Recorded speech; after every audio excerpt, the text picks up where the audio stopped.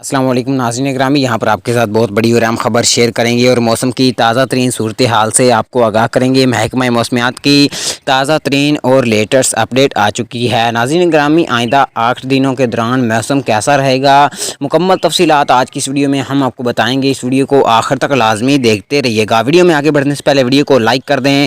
مزید اپڈیٹ دیکھنے اور سننے کے لیے چینل کو بھی سبسکرائب کر دیں۔ خواتین و حضرات، آپ کو بتاتا چلوں، محکمہ موسمیات کی تازہ ترین اور لیٹسٹ اپڈیٹ کا یہ کہنا ہے کہ آئندہ 8 دنوں کے دوران پاکستان میں کوئی بھی بارش متوقع نہیں ہے۔